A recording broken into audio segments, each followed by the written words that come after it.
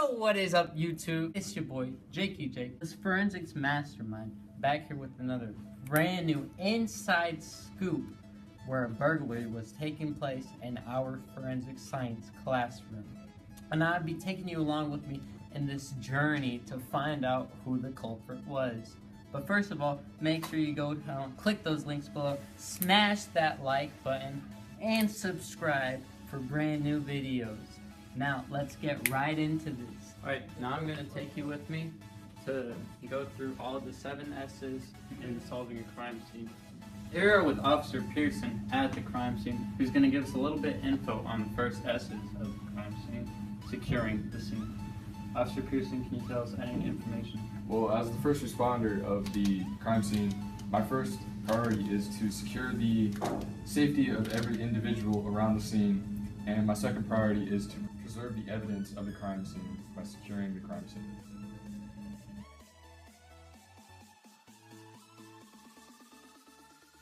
Here we have Andrea with the second S, separating the witnesses. Well, the reason why we have to separate the witnesses in a crime scene is because we want to prevent collusion, which is having 2 people coming together to create a story in order to lie and get away with it. So we need to have them separated so they cannot communicate and we can get different point of views of each one.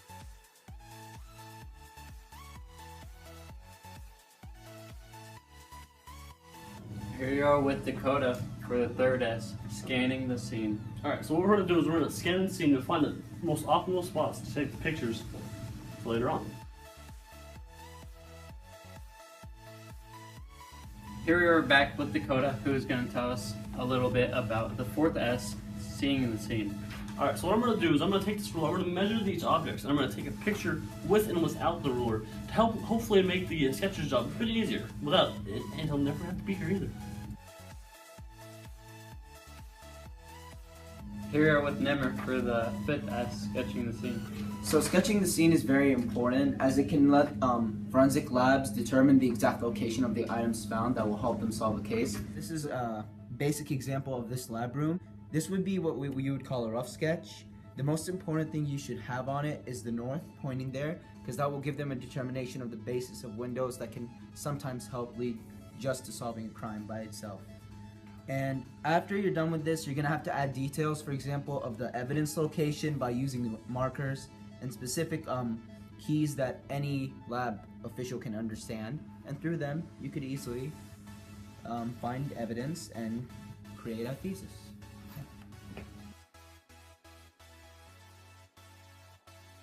Once again, back with Officer Pearson here, who is going to tell us about the 6S, searching for evidence.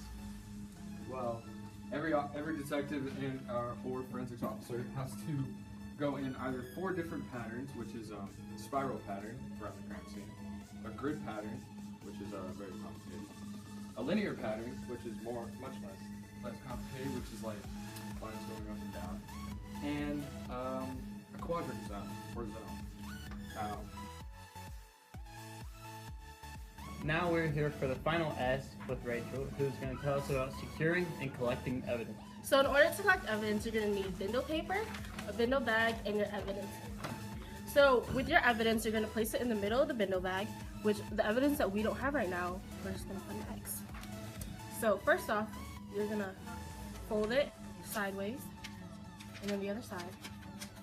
And then you're going to fold the bottom, and you're going to fold the top. After that, you are going to stick the top into the bottom hole.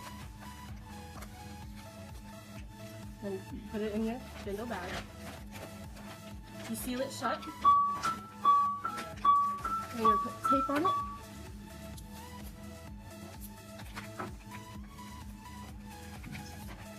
And then you close that. Chain of custody is where you transfer evidence from one person to another.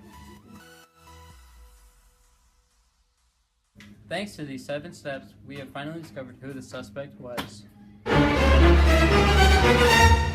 It was Drake!